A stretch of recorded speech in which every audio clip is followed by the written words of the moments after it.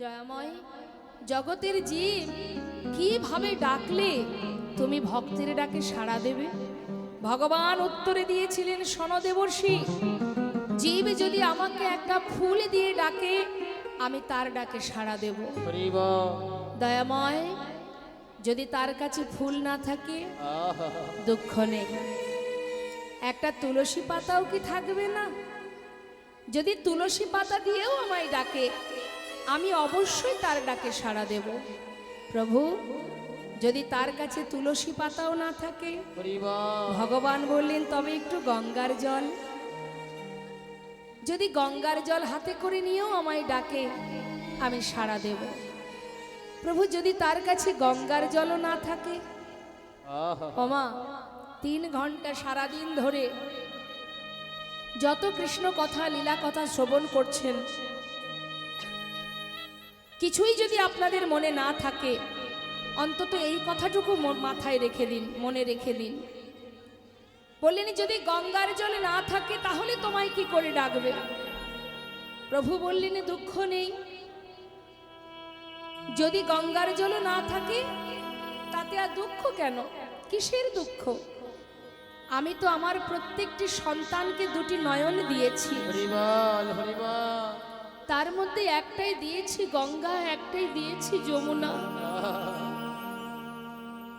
জগতে জীবের জন্য যত খুশি কাঁদে, জগতের জীব সংসারের জন্য কাঁদে, সুখের জন্য কাঁদে, সারা জীবন কাঁদে,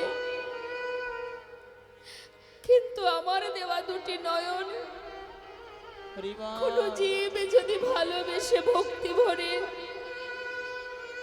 যদি আমার জন্য মাত্র 2 ফোঁটা নয়ন বাড়ি বরিশন করতে পারে, যদি একবার বলতে পারে দয়াময় আজ থেকে আমি তোমার আর তুমি আমার, দেবর্ষি আমি যুগে যুগে সেই ভক্ত চরণে দাস হয়ে পড়ে থাকি। তাই মাগো, কিচ্ছু লাগে না, সহজ সরল হৃদয় দিয়ে যদি ভালোবাসা যায়। শাস্ত্রী ভক্ত প্রভুর চরণ স্মরণ করে কাঁদছে, 2টি নয়ন জলে ধুইয়ে দেব, ওগো প্রভু তোমার 2টি রাঙা চরণ, তুমি করিও গ্রহণ। শ্রী সচিনন্দ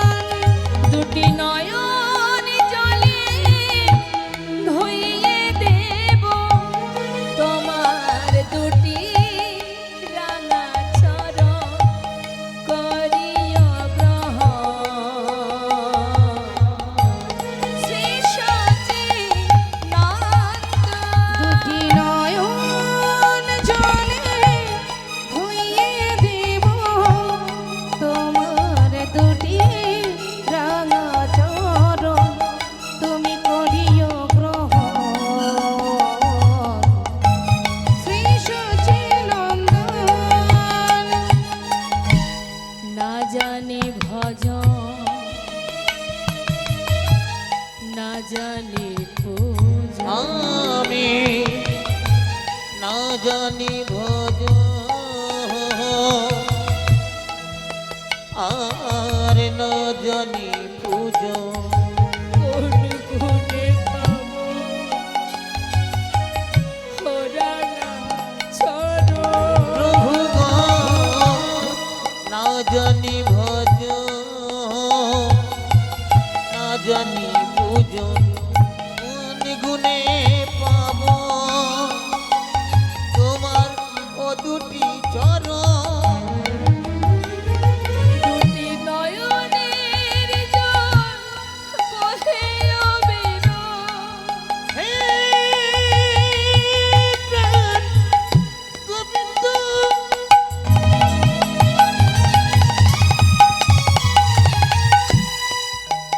তুমি একবার কৃপা করো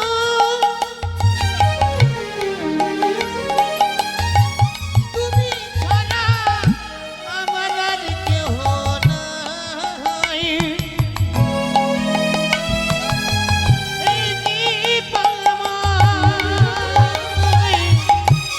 করুণাময় দুটি নয়নের জল বহে অবিরাম। মানি না বারণ শ্রী সতীনন্দন। দুটি নয়ন জলে ধুইয়ে দেব তোমার দুটি রাঙা চরণ করিও গ্রহণ। শিশুচির নন্দন ভালো শিশুচির নন্দন ভালো শ্রী সচিনন্দন। একটা দৃষ্টান্ত দিই মা আপনাদের, এটা কোনো গল্প নয়, এটা চিরসত্য। যদি আপনাদের ভাগ্যে থাকে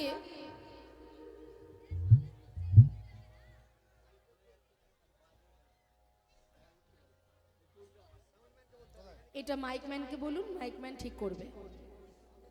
দাদা আউটপুটটা কমিয়ে দিন, ইনপুটটা ঠিক রাখুন। আউটপুটে ও ভক্তদের একটু অসুবিধা হচ্ছে, একটু আপনি দেখুন। বেশ, ঠিক আছে ঠিক আছে, ঠিক করছি। ঠিক আছে বাবা একটা সুন্দর দৃষ্টান্ত মা, যদি আপনাদের ভাগ্যে থাকে আপনারা দর্শন করে আসবেন, বেশি দূরের কথা নয়।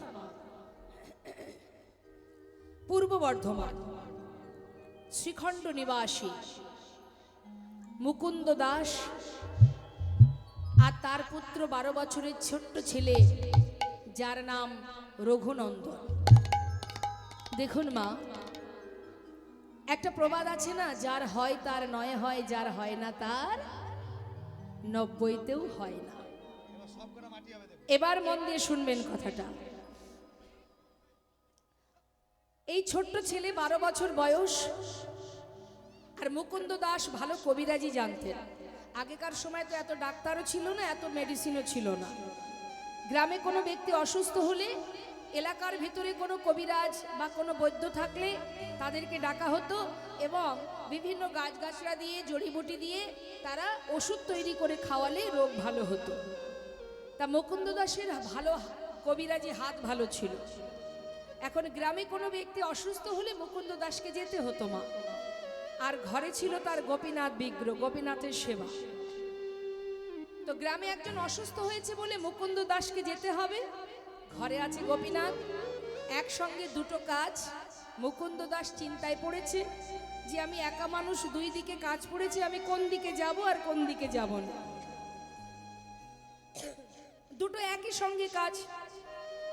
বাবাকে চিন্তিত দেখে ছোট্ট 12 বছরের ছেলে রঘুনন্দন জিজ্ঞাসা করছে, বাবা তুমি কি কিছু চিন্তা করছো?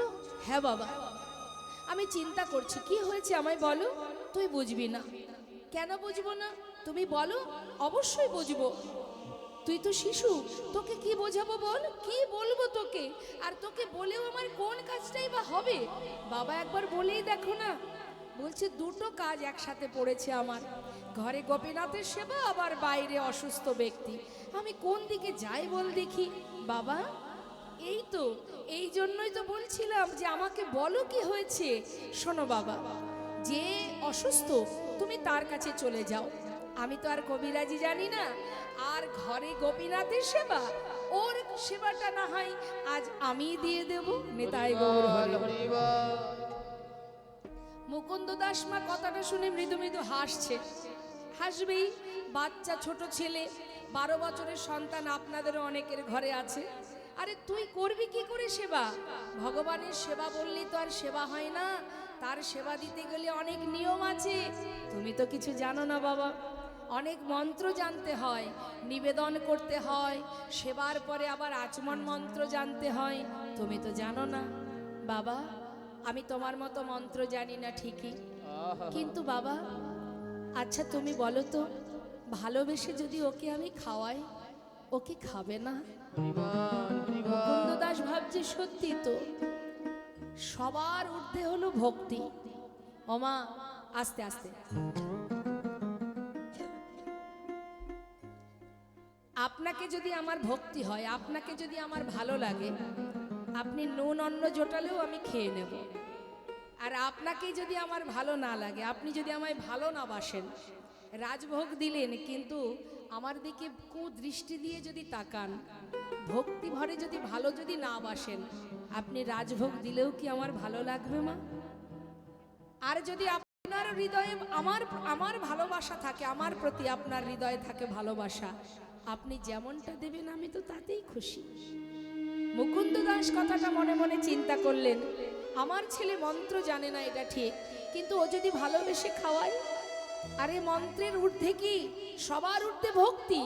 ভক্তি ভরে যদি কেউ ভালোবাসে বা খেতে দেয়, তাতে আর মন্ত্রের কি বা প্রয়োজন? যাক, তুই আমার উপকার করলি বাবা।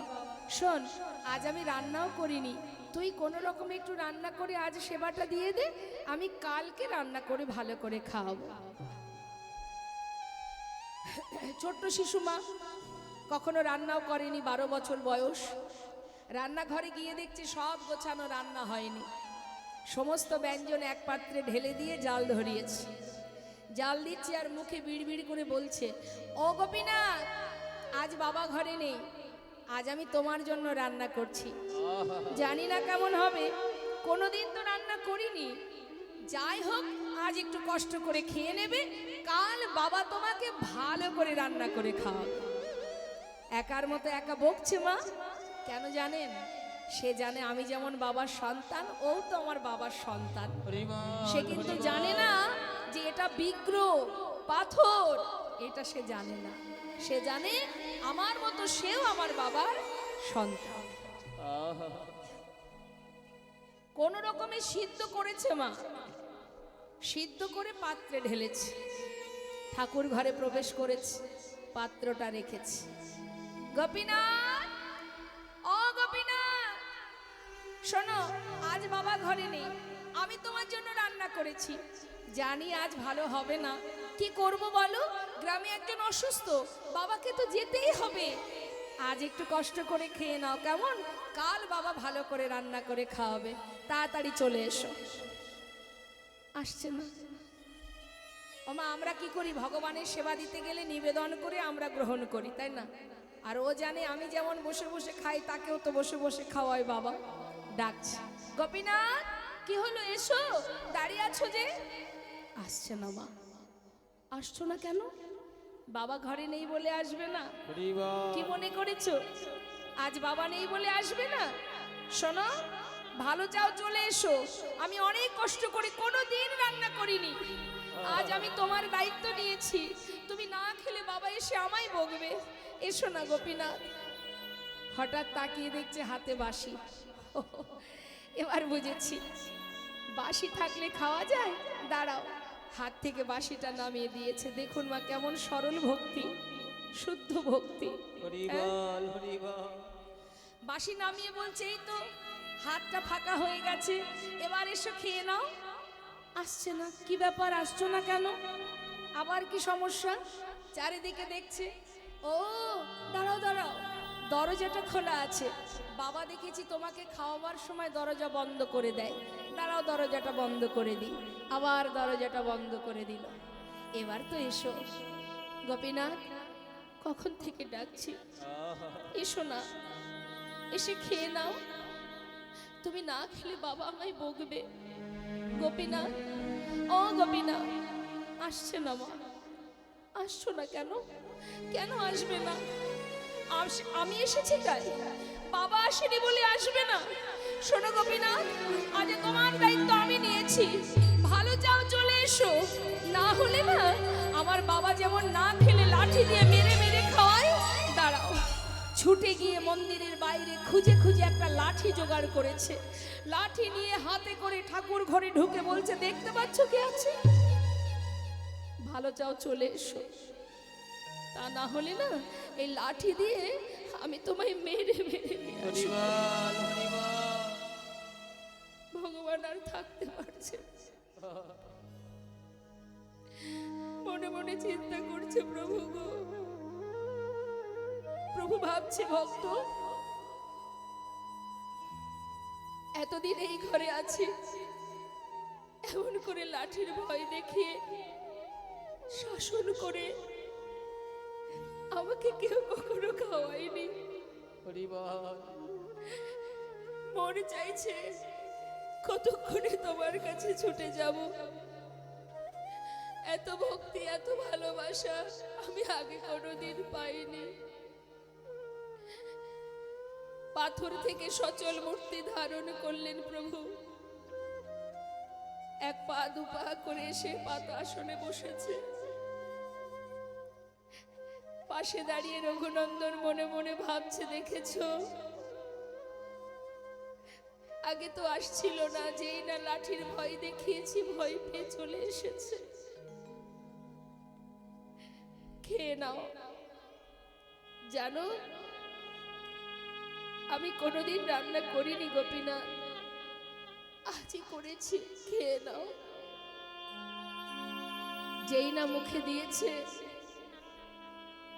ভক্ত রঘুনন্দন জিজ্ঞাসা করছে, মা গোপীনাথ কেমন হয়েছে? খুব সুন্দর। হরিবল হরিবল। আমি তোমায় বোঝাতে পারবো না ভক্ত। ভক্ত যদি আমার জন্য রান্না করে সেটা খারাপ হবে কেমন করে?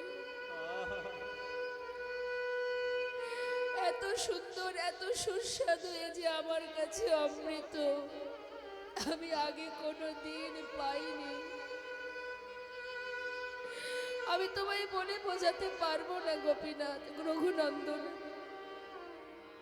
খুব ভালো হয়েছে, খেয়ে নাও, তাড়াতাড়ি খেয়ে নাও। বহুদিন পর ভক্তের হাতে রান্না পেয়ে আজ আর প্রভুর কারোর কথা মনে নেই, মনের আনন্দে সেবা করে যায়।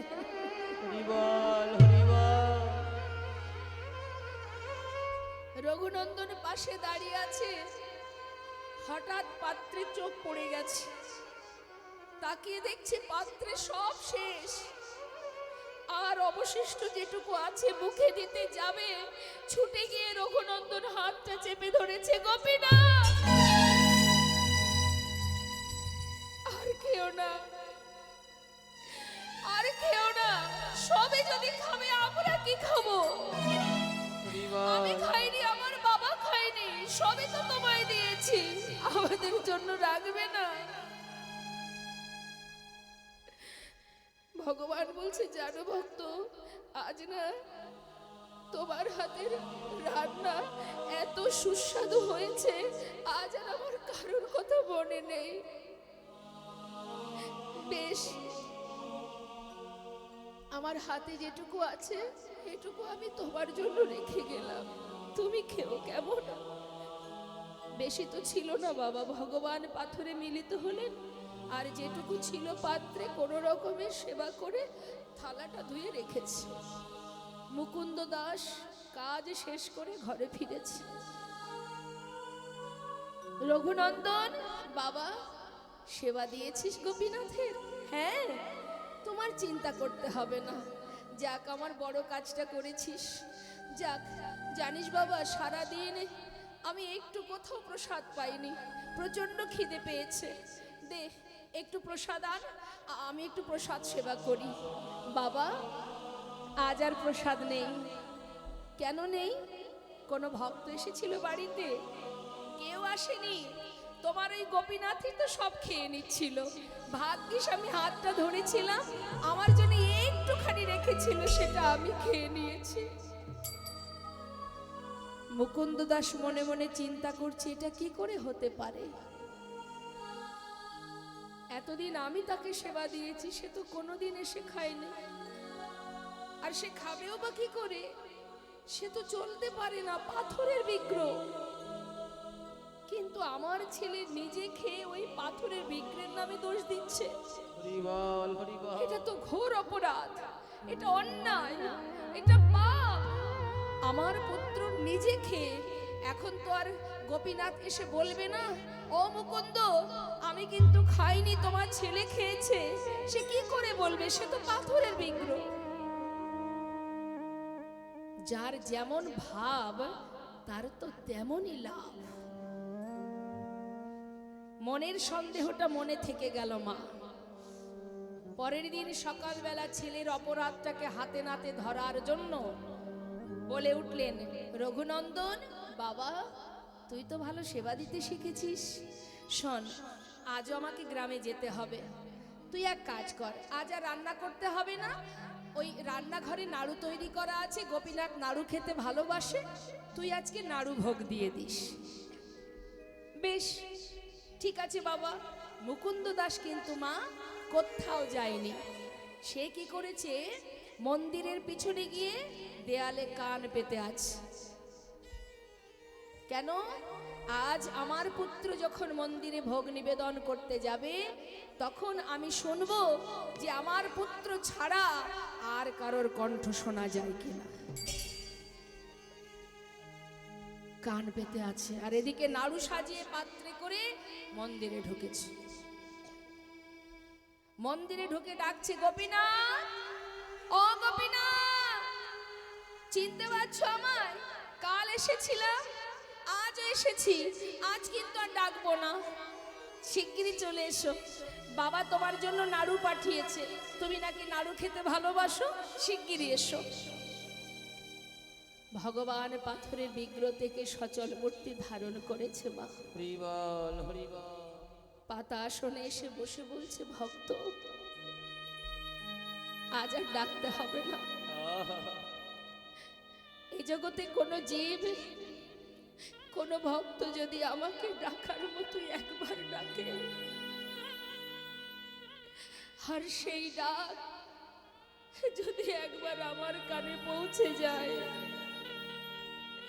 সারা জীবনে যদি কোনোদিন আমার ভক্ত আমাকে ভুলেও যায়, আমি কোনোদিন সেই ভক্তকে ভুলি না। নিতাই গৌর হরি বল হরি বল। ডাকতে হবে না, এই দেখো আমি এসেছি, শিগগিরই খেয়ে নাও। আমার বাবা তোমার জন্য নাড়ু পাঠিয়েছে, খেয়ে নাও। যেই না নাড়ুটা নিতে যাবে, ভগবান মনে মনে ভাবছে, মা বাবাই করুক আর যেই করুক, আমার ভক্তের হাতের ছোঁয়া তো লেগে আছে, হরি বল হরি বল। আমি তাতেই খুশি। অর্ধেকটা খেয়েছে মা। পাশে রঘুনন্দন মনে মনে চিন্তা করছে, কালকের মতো দাঁড়িয়ে থাকবো, আজও যদি একটু একটু করে সব খেয়ে নেয়, আজ আর তা হতে দেব না। আজ ও খাবে, আমিও খাবো।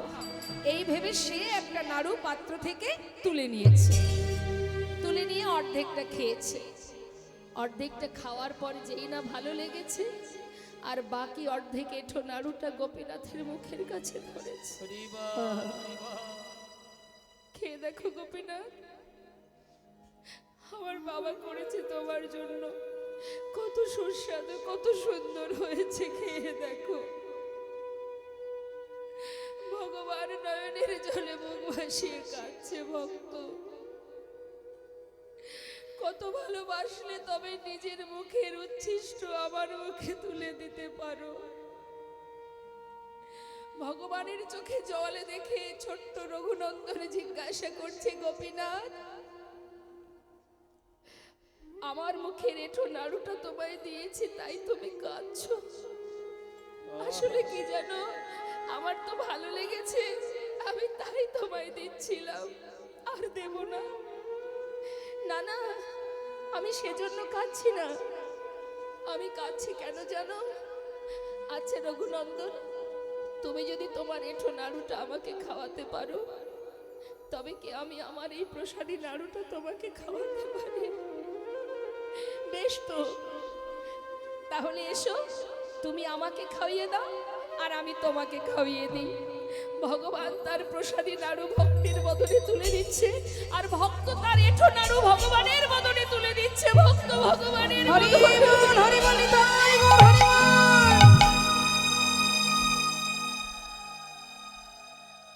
হরি বল হরি বল। মুকুন্দ দাস, মন্দিরের বাইরে দেয়ালে কাঠ পেতে শুনছি কে? আমার পুত্র ছাড়া আরো একজনের কণ্ঠ শোনা যায়, তবে সে কে? ছুটে গিয়ে মুশতাক হাতে দরজা খুলেছে, আর তার আগেই ভগবান অর্ধনাড়ু হাতে নিয়ে বিক্রে মিলিত হয়ে গেছে। হরি বল। হলো না ভাগ্যে, ছুটে গিয়ে সন্তানের চরণ তলে লুটিয়ে পড়েছে মুকুন্দ দাস। যার হাতে ছিল বাঁশি, তার হাতে অর্ধ নাড়ু দেখে মুকুন্দ দাস নিজেকে স্থির রাখতে পারল না। সন্তানের চরণ তলে লুটিয়ে পড়ে চিৎকার করে রঘুনন্দন, আমায় ক্ষমা করে দে বাবা, আমায় ক্ষমা করে দে। হরি বল হরি বল। আমি তোকে ভুল বুঝেছি, আমি আমি তোকে পরীক্ষা করেছি। ওরে, এতদিন যার সেবা আমি দিয়েছি পাথর ভেবে, তুই তাকে সেবা দিয়েছিস নিজের জন ভেবে। তাই তো তুই দেখা পেলি, আমি পেলাম না বাবা। আমার বুকের মাঝে আয়, আমার বক্ষ মাঝে আয়।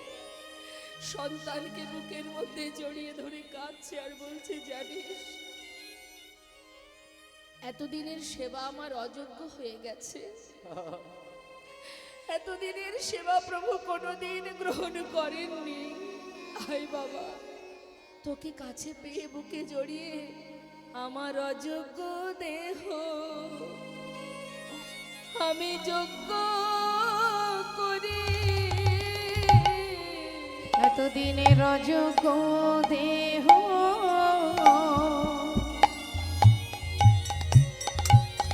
আমি যোগ্য করে। তোর মতো ভক্ত সন্তানের আমি জড়াই ধরি, এতদিনের অযোগ্য দেহ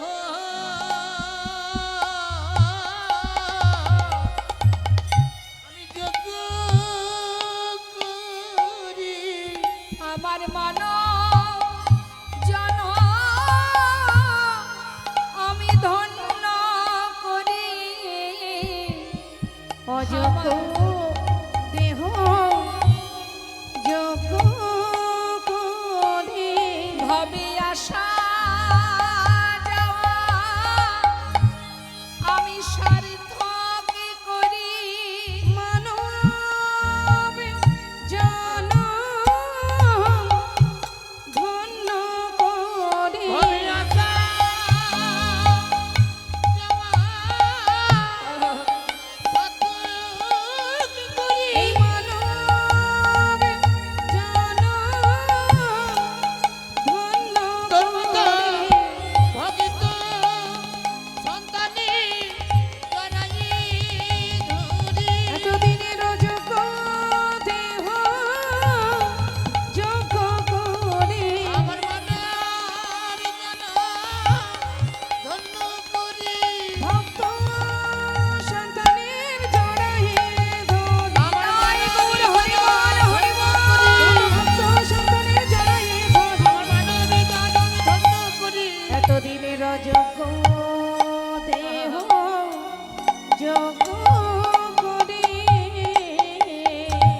শাস্ত্রে বললেন, অদ্যাপি শ্রীখণ্ডপুরে অর্ধনাড়ু আছে করে দেখেন যত ভাগ্যবান জনে। শ্রী রঘুনন্দনে যে অভিন্ন মদন সে উদ্ধব দাস ও রসভনে। ভাগ্যে থাকলে দর্শন করে আসবেন মা, বেশি দূর নয়, বর্ধমান জেলায়। তাই আজ কাটোয়াতে আজ বৈষ্ণব মহাজন বললেন, ভগবান কৃষ্ণচন্দ্র দানে সেজে দাঁড়িয়ে আছে। মা যোগমায়া বললেন, হে প্রভু, তুমি দানে সেজে দাঁড়াও, দান, সাত্বিক দান, সেটাই মা আপনার যেমনটা আছে প্রভুর নিবেদন করবেন। আর নিবেদনের সাথে সাথে কিছু চাইবেন না, চাইবার কোনো দরকার নেই। প্রভু আমার কাছে তুমি যা দিয়েছো তার থেকে আমি যতটুকু তোমায় দিলাম যেন তোমার সেবায় লাগে, এই যেন মনোভাব থাকে, যেন তোমার সেবায় লাগে। আমি কিছু চাই না। আমি চাইবো কেন? আমার চাওয়ার কি দরকার? কারণ আমার কি আছে বা না আছে, আমার কি হচ্ছে বা না হচ্ছে, আমার থেকে তুমি জানো, আমার থেকে বেশি তুমি জানো। তাই তোমার কাছে চাওয়ার তো আমার দরকার নেই। তুমি যেটা ভালো বুঝবে সেটাই করবে। নিতাই গৌর হরি বল। যেটাতে আমার মঙ্গল হবে, যেটা আমার ভালো হবে, তুমি সেটা করবে। শুধু তোমার কাছে আমার একটা নিবেদন, যেন তোমার চরণে আমার মতি থাকে, ভক্তি থাকে। ভাবছো বসে চলবে কিসে, তুমি ভাববার কে? যার ভাবনা সেই ভাবে, তুমি ভাবো তাকে। তার বড় প্রমাণ সুদামা। এত কষ্ট জীবনে পেয়েছে কিন্তু কোনো দিনের জন্য কৃষ্ণের কাছে কিচ্ছু চাইনি। তাই চাইতে হয় না মা। হ্যাঁ, বৈষ্ণব মহাজন বলছে তোমার ঘরে তোমার বাড়ি। সত্যি তো, এখানে আমার কিছু আছে? আমি তো আনিনি। আমি আসার সময় কিছু নিয়ে এসেছিলাম? কিছুই তো আনিনি। আবার যখন যাব কিছু নিয়ে যাব। তাহলে এই পৃথিবীটা, এই যে মর্তধাম কার সৃষ্টি? যিনি সৃষ্টিকর্তা তিনিই সৃষ্টি করেছেন, তাই তো? তাহলে ভগবানের জায়গা, ভগবানের ঘর, ভগবানেরই সব। আমি কিচ্ছু নই, উপলক্ষ মাত্র। তাই ভক্ত বলছে তোমার ঘরে তোমার বাড়ি, তোমারই খায় তোমার পরি। তোমার ঘর তোমার বাড়ি, তোমারই খাই তোমার পরি। তোমার দেশে ঘুরি ফিরি, ওই না তোমার দেশে ঘুরি ফিরি, তোমায় পাই না। হরি হরিতে কেন নয়ন ঝরে না? ও নয়নে ঝরে না, বলতে কেন নয়ন ঝরে না। তোমার টাকা তোমার করি। আস্তে, কি হয়েছে? দেওয়ার জন্য এত ব্যস্ত কেন? হ্যাঁ, নাম বন্ধ করে দিয়ে টাকাটা দিতে আসতে হবে আগে। ওমা, ওই তো মন্দির আছে তো, ওখানে দিন না। রাধা মাধবের মন্দিরে দিয়ে আসুন, ওখানে দিলেই হবে। তোমার টাকা তোমার করি, শুধু আমার আমার করে মরি। ওই না তোমার টাকা তোমার করি,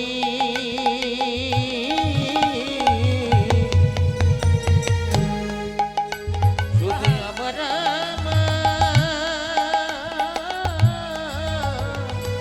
করি মরি। তোমার জন্য গোনাগাথা আছে মা। তুমি কতটুকু পাবে, কতটুকু তোমার প্রয়োজন, সে তো মালিক জানে। একটা মায়ের গর্ভ থেকে সন্তান ভূমিষ্ঠ হলে মায়ের স্তনে দুগ্ধ দেন, তাই না?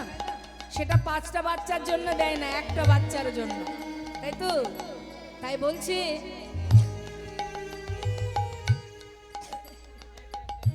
তোমার টাকা তোমার করি, শুধু আমার আমার করে মরি। তোমার টাকা তোমার করি। আচ্ছা, আসতে দাও, আসতে দাও। আসুন আসুন, সেফটি পিন মেরে নিয়ে এসছে, সবাইকে পড়াবে। করি মরি। তোমার তবিল নারী চারি, তোমার তবিল নারী চারি, তোমায় পাই না। হরি হরিতে কেন নয়ন ঝরে না? ও নয়ন ঝরে না, বলতে কেন নয়ন ঝরে না। শোনো, একটুখানি কষ্ট পেলে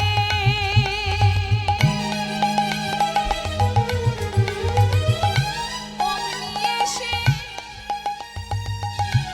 একটু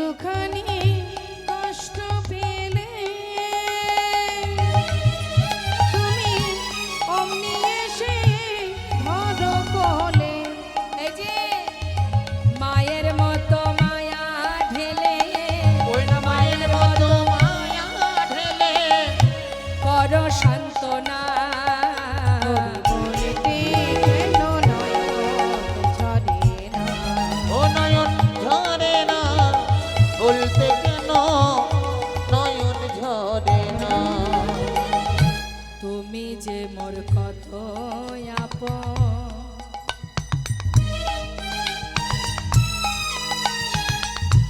খুঁজে পাই না তোমার মতো ওই না তুমি দেব কত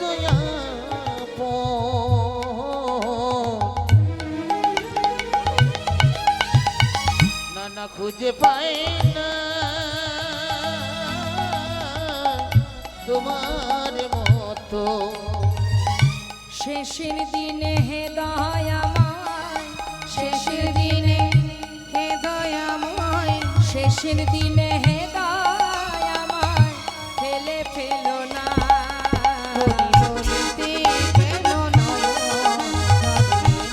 ও নয়ন ধরে না বলতে কেন নয়ন ধরে না হরি বলিতে কেন নয়ন ঝরে না হরি বলতে কেন নয়ন ধরে না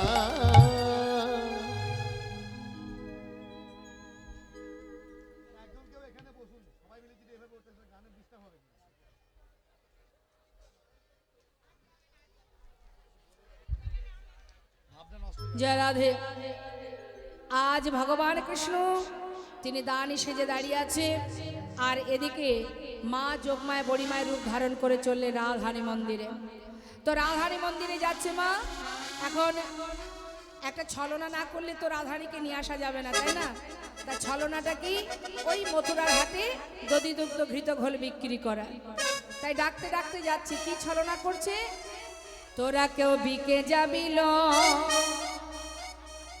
ও পাড়ার গোয়ালিনীরা তোরা কেউ বিকে যাবিল ও পাড়ার গোয়ালিনীরা তোরা কেউ বিকে যাবি গো ও পাড়ার গোয়ালিনীরা ওই দধি দুগ্ধ ঘৃত ঘোলে ওই না নদী দুগ্ধ ভীত ঘোলে দধি দুগ্ধ ঘৃত ঘোলে একবার সাজাক পাছরা তোরা বিকে যাবিল ও পাড়ার গোয়ালিনীরা তোরা কে বিকে যাবি গো ও পাড়ার গোয়ালিনীরা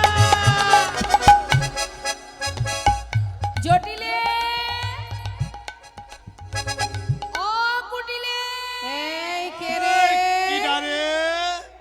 এ নাম ধরে ডাকে রে নাম ধরে ডেকেছে তো মানে লেগেছে মা হ্যাঁ কুটিলার জটিলার নয় সে তো কানেও কম শোনে চোখেও কম দেখে এখন কুটিলার বয়স কম অল্প বয়স দুদিনও হয়নি স্বামীকে খেয়ে ঘাড়ে চেপে বসে আছে মায়ের এখন যেই না ডাক দিয়েছে জটিল কুটিলে বলছে ব্যাপারটা কি গোটা বৃন্দাবনে সবাই জানে আমরা সতী রমণী আমাদের আর আমার মায়ের নাম ধরে ডাকার সাহস ছি ছি ছি ছি ছি লাজের ঘাটে কি মুখ ধোয়নি সম্মানীয় ব্যক্তিকে কি করে সম্মান করতে হয় জানে না আমার নাম কুটিলা আজ আমি ওকে বুঝিয়ে দেব কাকে কি করে ডাকতে হয় এই, তুই তো কিছু শুনতে পাস না চোখেও দেখিস না থাক এখানে বসে দেখছি আমি এখন কুটিলা খুব রেগে গেছে মা রেগে গিয়ে লম্পে ঝম্পে দরজাটা খুলেছে যেই না খুলেছে দেখছে বাইরে বৃদ্ধ বড়িমায় আরে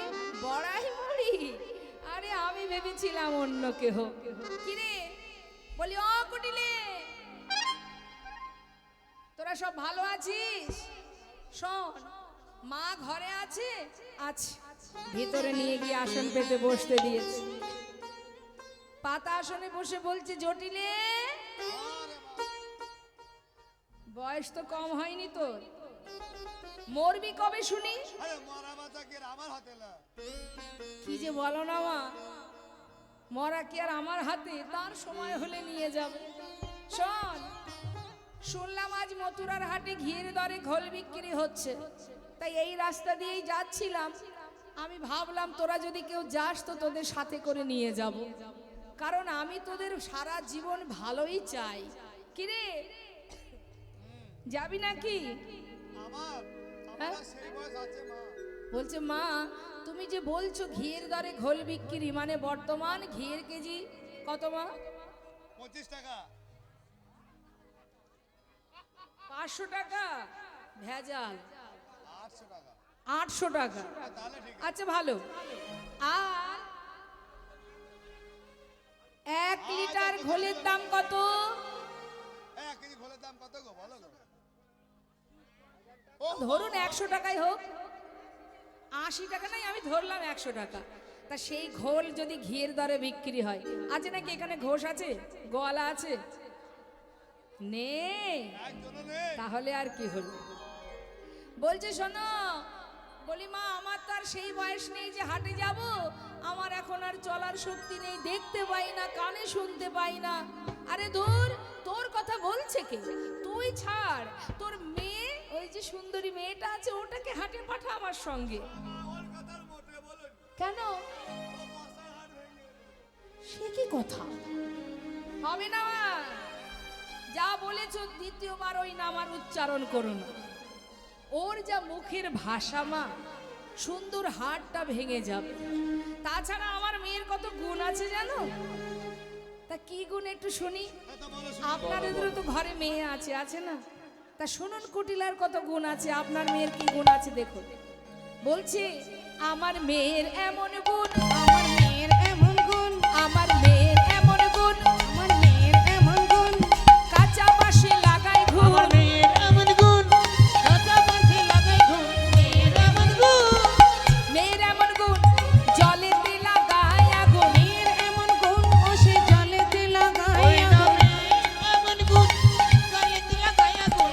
মেয়ের এমন গুণ, আহা কাঁচা বাঁশে লাগাই ওই না ঘুম। মেয়ের এমন গুণ, কাঁচা বাঁশে লাগাই ঘুম।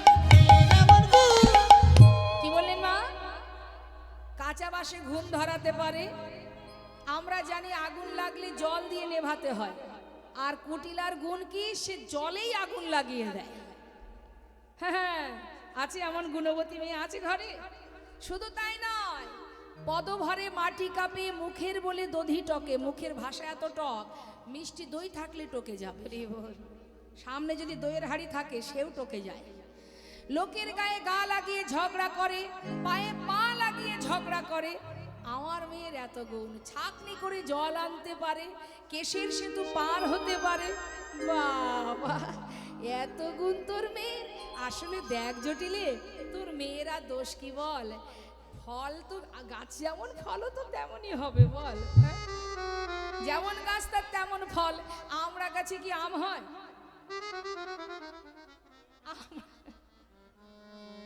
আমরা গাছে আমরাই হয়। তা তুই যে খুব একটা ভালো তা তো নয়। কি যে বলো না মা, এখানে আমার তুমি কোথায় দোষ দেখলে বলো? হ্যাঁ, যাকগে যাক, অত কথায় কাজ নেই।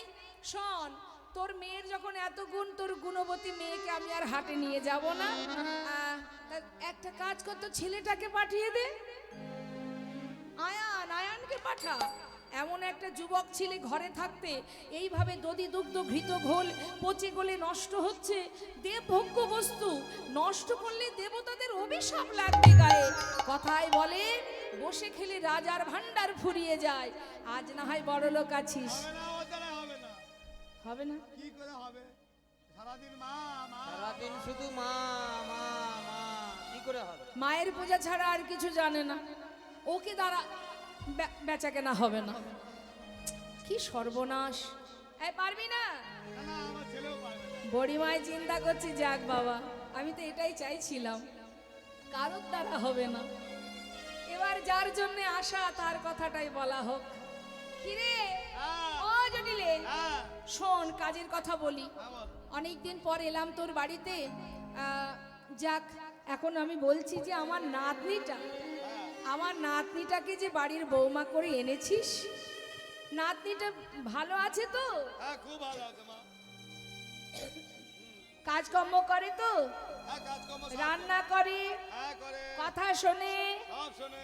যাক, কিন্তু মা গো, গোড়ায় গন্ডগোল মা। আবার কি হলো? ওই সুযোগ পালি হয়। মানে?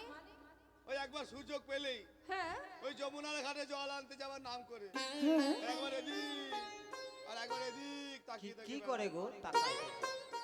মানে ওই যে খুঁজে বেড়ায়। এদিক ওদিক। ও, আরে দূর, এতদিনে ওই নাম ভোলাতে পারলি না তোরা, হ্যাঁ? ভেবেছিলাম আজ নাতনিটাকে নিয়ে হাটে যাব, তা তুই যা শোনালি, আহা, দেখছি কি করা যায়। বলি ও রাজনন্দিনী, কাকে খোঁজে? রাজনন্দিনী, ও বাবা গো, নন্দিনীকে দেখলাম। কি লক্ষ্মীবন্ত বৌমা, বড় ঘোমটা দিয়েছে। আজকাল ঘোমটা কেউ দেয়? এত বড় ঘোমটা। দেখুন কত লক্ষ্মী বৌমা। দেখি দেখি দেখি আমার নাতনিটাকে দেখি। আহা, বাবা, এ নাতনি না গণেশে বোঝা দা। দেখি দেখি দেখি দেখি। সারাদিন সংসারে কাজে রান্নায় মুখটা কালো হয়ে। ইস, শোন একটা ভালো কথা বলি, তুই হলি আমার নাতনি, এটা তো শ্বশুর বাড়ি। সংসারে কাজকর্ম করবি, শাশুড়ি ননদিনীর কথা শুনবি, স্বামীর কথা শুনবি। পাছে কেউ বাজে কথা বলে, সেটা কি আর বাপের বাড়ির লোকের ভালো লাগে? হ্যাঁ, ছি ছি ছি ছি। হ্যাঁ রে, ও নাতনি, তুই না আমার নাতনি, তোর নামে কিছু বললে কি আমার ভালো লাগে? হ্যাঁ, ছি ছি ছি ছি। আজও তুই ভুল করে যাচ্ছিস। শোন, আজ আমি তোকে হাটে নিয়ে যাব, ভেবেছি নিয়ে যাব, যদি তুই আমার কথা শুনিস। আজ শাশুড়ি মায়ের পা ছুঁয়ে কথা দে, আমার সঙ্গে হাটে যাবি। যাবার পথে না এদিক না ওই দিক, কোনো দিকে তাকাবি না। সোজা যে পথে যাবি সেই সোজা সামনের দিকে তাকাবি। যদি কাজ করিস, কথা শুনিস, তবে আমার সঙ্গে হাটে নিয়ে যেতে পারবো। যা, শাশুড়ি পা ছুঁয়ে কথা দে। শোনো ননদি, আজকে শাশুড়ি মার পা ছুঁয়ে কথা দিচ্ছি। মানে ছবি তো আজকের কোনো দিকে তাকাবো না, সোজা যাব, কিন্তু বাঁকা পেলে দাঁড়িয়ে যাব ননদি। আজ রাধারানী বলিছেন, ওগো বুড়িমা, যদি আমি মথুরার হাটে যাবার অনুমতি পাই, আজ আমি এদিক ওদিক কোনো দিকে চাইব না। কেন চাইবে? আজ তো গোবিন্দ পথের ধারে দানি সেজে দাঁড়িয়ে আছে। বলছি এদিক ওদিক কোনো দিকে চাইব না, আমি একদিকে চাহিব, আমি একদিকে চাহিব, আমি একদিকে চাহিব, এদিক ওদিক চাইব না মা, একদিকে চাহিব। আমি এদিক ওদিক চাইব না, একদিকে চাহিব। বাঁকা পেলে দাঁড়াবো, আমার বাঁকা পেলে দাঁড়াবে মানে বাঁকা শ্যাম, তা পুরোটা বলছে না। বাঁকা পেলে দাঁড়াবো, একদিকে চাহিব। আমি বাঁকা পেলে দাঁড়াবো, একবারে চাহিব। বাঁকা শ্যাম পেলে দাঁড়াবে না, বলছে বাঁকা পেলে দাঁড়াবে। শাশুড়ি ভাবছে বাঁকা পথ পেলে দাঁড়িয়ে যাবে বৌমা, কিন্তু রাধারানী বলছেন বাঁকা শ্যাম পেলে দাঁড়াবো না। তাই গৌর হরি হরিনাম কৃষ্ণ নাম বড়ই মধুর, যে জানে কৃষ্ণ ভাজে সে বড় চতুর। বেশ বেশ ওমা, তাহলে আর দেরি করো না, আমার বৌমাকে তাড়াতাড়ি গুছিয়ে সব কিছু নিতে বলো। তুমি তাকে বলো সে যেন তৈরি হয়ে নেয়। এবার শ্রীমতী রাধারানী আমার বড়িমাইকে নিয়ে মনের কথা বলিতে বলিতে পসরা সাজাচ্ছেন। কেমন ভাবে সাজাচ্ছেন? মোহনা মুরালি রবে, মোহনা মুরালি রবে, মোহনা মুরালি রবে, ওই না মোহনা মুরলি রবে, আকুল করিল সবে, মোহনা মুরালি রবে, আকুল করিল সবে। আরি চিত ধরনে না যা আয় রে, আহা মরি রে আর চিত, আহা মরি রে আর চিত, আহা মরি রে আর চিত, আহা মরি রে আর চিত, ধরুনি না আয় রে। চলা চলা বড়িমা মথুরা রবিকে যা, চলো চলো বড়ি মাই, মথুরা রবিকে যাই। রানী ছলে ভেটিব কানা, আর গানে চলে ভেটিব কানাই। আনন্দে আকুল চিত অঙ্গ ভেল পুলকিত, আনন্দে আকুলচিত, অঙ্গে ভেল পুলকিত। শুনিয়া গোবিন্দ পথে দাঁড়ায়, ওই না শুনিয়া গোবিন্দপতি তারি। সুন্দর করে পসরা সাজাচ্ছেন মা, মনের আনন্দে পসরা সাজাচ্ছেন। কেন না আজ বধূ সেবা দেবে, গোবিন্দ সেবা দেবে বলে তা সাজাচ্ছেন। মহাজন বললেন দেখো দেখো, সুবর্ণের ভাণ্ড ভরি দধি দুগ্ধ ছানা পুরি, সুবর্ণের ভাণ্ড ভরি দধি দুগ্ধ ছানা পুরি, সারি সারি পসরায় পরে, ওই না সারি সারি পছরার উপরে। ওই সারি সারি পসরায় পরে। তাহাতে উড়নি ভারি বিচিত্র নেত্রের ফালি, উড়নি ভালি বিচিত্র নেত্র ফালি। হাতে উড়ারে ধনি বিচিত্র নেত্রের ফালি। গোবিন্দ সেবার বস্তু নিয়ে যাচ্ছে তো, সেই জন্য একটা শুদ্ধ বস্ত্র দিয়ে ঢেকে নিয়েছে। আমাদের মতো জীবকে বোঝালেন লীলার ছলে যে ভগবানের সেবার বস্তু তুমি যেখানে যাও, যত দূরেই যাও না কেন, সেটাকে শুদ্ধ বস্ত্র দিয়ে ঢেকে নিয়ে যেতে হয়। তাই রাধারানীর সেবা মা, আমাদের সেবা, আমরা ভগবানের সেবা দিই, সেই সেবার থেকে অনেক আলাদা। ঢেকে নিয়েছে কেন? পথে যেতে যদি কোনো কুনজর লাগে, আমার বধূর সেবার বস্তু, হ্যাঁ, তাই সুন্দর করে সুন্দর বস্ত্র দিয়ে ঢেকে নিয়েছে। মহাজন বললেন দেখো দেখো, তাহাতে উড়নি ভালি বিচিত্র নেত্রের ফালি, তাহাতে উড়নি ভালি বিচিত্র নেত্রের ফালি। শিশিরে করে ঝলমল, ওই দেখো দাসী শিরে করে ঝলমল। আরে দাসী শিরে করে ঝলমল। মাথায় করে নিয়ে সবে মাত্র বাইরে পা রেখেছে মা। কোথায় ছিল মা? শাশুড়ি মা ডাক দিয়েছে, ডাক দিয়ে বলছে মা, ও মা। এখন বড়িমাই মনে মনে চিন্তা করছে কি জানি বাবা ধরা পড়ে গেলাম। এই, কি আছে রে? সেই হয়েছে কি বলুন তো মা, ওই মনের ভিতরে তো তার একটাই চিন্তা, কতক্ষণে রাধা গোবিন্দের মিলন করাবো। পিছন থেকে যেই না জটিলা ডেকেছে, তার মনের মধ্যে শুরু হয়ে গেছে চিন্তা, কি জানি বাবা পিছন থেকে ডাকছে মানে কি ধরা পড়ে গেলাম। ও মা এদিকে এসো, শোনো, বলছি আমার বৌমাকে নিয়ে হাটে যাচ্ছ, একে সবাই আমার বৌমাকে কলঙ্কিনী বলে, শুনতে শুনতে কান পচে গেছে। যাচ্ছ নিয়ে যাবে যাও, তবে সাবধান, তোমাকে একটা কথা শিখিয়ে দিই মা।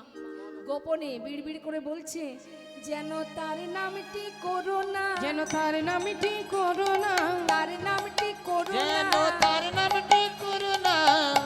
বড়িমাই মনে মনে ভাবছে, তবে রে জটিলে, তোর মুখে আজকে ওই নাম শুনবো, তবে আমি যাত্রা করব। কত সময় বলবি না দেখি। চেষ্টা করছে বড়িমাই মুখ থেকে বের করার জন্য কৃষ্ণ কথাটা। হ্যাঁ রে, তার নামটি করো না, তার নামটি করো না। আরে কার নাম বল? আরে ওই কার যে, নাম? ওই যে ওই ছেলেটা, ওই ছেলেটা মানে তার আরে। নাম ধাম আছে কিছু? ওই যে সেই ছেলেটা। আরে বলবি তো সে কে? আরে গোঠে মাঠে ধেনু চড়াই। গোঠে মাঠে ধেনু চড়াই, তার নামটি করো ওই না। না গোঠে মাঠে ধেনু চড়াই, তার নামটি করুণা। গোঠে মাঠে ধেনু চড়াই, তার নামটি করো না।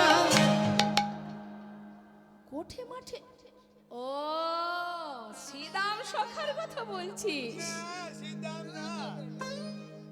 সীতাম সখা নয়। শ্রীদাম নয়? না। আরে দেখ জটিলে, সবে মাত্র যাত্রা করেছি, এত হেয়ালি না করে সোজা সাপটা নামটা বলে দিলেই তো হয়। আরে বলছি তো। শ্রীদাম নয়? না। তবে কার কথা বলছিস তুই? এত দেরি করিস না, যা বলবি তাড়াতাড়ি বল। ওই যে ননি চুরি করে ননি চুরি করে তুই। খাই, তার নামটি করো ওই না। না ননি চুরি করে খাই, তার নামটি করুণা। আমি চুরি করে খাই, তার নামটি করো না। ননি চুরি, ও বুঝেছি বুঝেছি বুঝেছি। আরে দূর, ওই সুবল মধু, ওই সুবল নয়, মধুমঙ্গল না। সুবল মধুমঙ্গল। আরে মুশকিল বল দেখি জটিলে, শোন জটিলে, আমি আর দাঁড়াতে পারছি না, এই কিন্তু আমি চলে গেলাম। যা বলবি বল, অত হেয়ালের কি আছে? সোজা কথা সোজা ভাবে বললেই তো হয়। ওই দেখ, ওই ছেলেটা, ওই দেখ, ওই দেখ, ওই বাস আরে নাম কি? মধুমঙ্গল? না, তাহলে কার কথা ওই বল? নন্দের বেটা কেলে ছোড়ো নন্দের বেটা কেলে ছোড়া তার নাম কি করোনা? ওই নন্দের বেটা কেলে ছোড়া তার নামটি করুণা নন্দের বেটা কেলে ছোড়া তার নাম কি করোনা? কৃষ্ণ। আরে হায় ওই কৃষ্ণ কৃষ্ণ কতবার বলবো? হরি বল। মানে ঝোঁকে ঝোঁকে তারাও বলে ফেলেছে, অনেক চেষ্টা করে বলাতে পারছে না। গরিমায় যেই বলেছে কৃষ্ণ, তারাও ঝোঁকে ঝোঁকে হ্যাঁ হ্যাঁ কৃষ্ণ হ্যাঁ হ্যাঁ ওই কৃষ্ণ গরিমায় মনে মনে ভাবছে এই তো বললি, বলবি না মানে? আরে ধুর, এই জটিলে বলি আমাদেরকে খেয়ে পড়ে কাজ নেই? কেন যার খাই না যার পড়ি না তার নাম করতে যাব কি? আমরা কি ওর খাই না পড়ি? ওই ঘোষের ছেলে, ওর নাম করতে যাব কেন? আমরা ওর নাম করি না। আমরা ওই যে তোদের ঘরে কুলদেবী আছে না, আরে শ্যামা মা রে শ্যামা মা। হ্যাঁ মা, আমি তো ওই কথাটাই বলছিলাম। আরে ধুর, এটা আবার নতুন কিছু? এ তো পুরনো কথা। আমরা তো তোর ওই ঘরের কুলদেবী শ্যামা মা, ওর নাম গাইতে গাইতে যাই আমরা। যাক মা, আমি তো সেই কথাটাই বলছিলাম, যেন আমার বৌমা আমার ঘরের কুলদেবী শ্যামা মায়ের নাম গায়। হ্যাঁ, এইদিকে তুমি একটু লক্ষ্য রেখো। চিন্তা করিস না, চিন্তা করিস না, আমি থাকতে কোনো চিন্তা নেই। যাক, কিন্তু রাধারানী কি করে গাইবে মা? দেখুন, বাদিনীর ঘরে বাস করেন রাধারানী, কত কষ্ট করে গোবিন্দ সেবা দেন। আমাদের মতো জীবকে বুঝিয়ে দিলেন যে কোনো কিছু অজুহাত দেখিয়ে ভগবানের সেবা দিতে পারছি না, সময় পাচ্ছি না, এটা হচ্ছে না সেটা হচ্ছে না, এগুলো অজুহাত। প্রকৃত যদি কেউ ভালোবাসে, ওই বাদিনীর ঘরে ভিজা কাষ্ঠ উনুনে দিয়ে ধোয়ার ছলে বসে বসে কৃষ্ণ কৃষ্ণ বলে যদি রাধারানী কাঁদতে পারে, বাদিনীর ঘরে থেকে কেমন করে হাজার লাঞ্ছনা গঞ্জনা সয়ে গোবিন্দকে কেমন করে ভালোবাসতে হয়, সে তো রাধারানী দেখিয়ে গেছে জগৎবাসীকে। আর আমরা দিন অন্তে একবার একটু সেবা দেব, তাই আমাদের সময় হয় না। সময় কোথায়? আজ আমার রাধারানী গাইছে শ্যাম আমার, শ্যাম আমার। কি বলছি কথাটা? কথাটার মধ্যে ভালো করে গভীর ভাবে ডুবে যেতে হবে। শ্যাম আমার। শাশুড়ি মনে মনে ভাবিছে এই নাকি হলে আমার লক্ষ্মী বৌমা, যা বলেছি তাই গাইছে শ্যাম আমার। কিন্তু রাধারানী গাইছে শ্যাম আমার, শ্যাম আমার, শ্যাম আমার, শ্যাম আমার নাম। আমি শ্যামের শ্যাম আমার, শ্যাম আমার নাম। শ্যাম আমার ধনে হরি বল। শ্যাম আমার, শ্যাম আমার নাম। আমি শ্যামের শ্যাম আমার, শ্যাম আমার নাম। শ্যাম আমার, শ্যাম আমার, শ্যাম আমার নাম। আমি শ্যামের শ্যাম আমার, শ্যাম আমার নাম। বলো শ্যাম আমার, শ্যাম আমার, শ্যাম আমার নাম। আমি শ্যামের শ্যাম আমার, শ্যাম আমার নাম। শ্যাম আমার, শ্যাম আমার, শ্যাম আমার নাম। আমি শ্যামের শ্যাম আমার, শ্যাম আমার নাম। বলো শ্যাম আমার, শ্যাম আমার,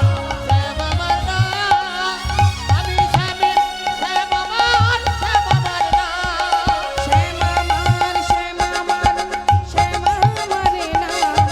আমি শ্যামের শ্যাম আমার, শ্যাম আমার নাম। শ্যাম আমার, শ্যাম আমার, শ্যাম আমার নাম। আমি শ্যামের শ্যাম আমার, শ্যাম আমার নাম।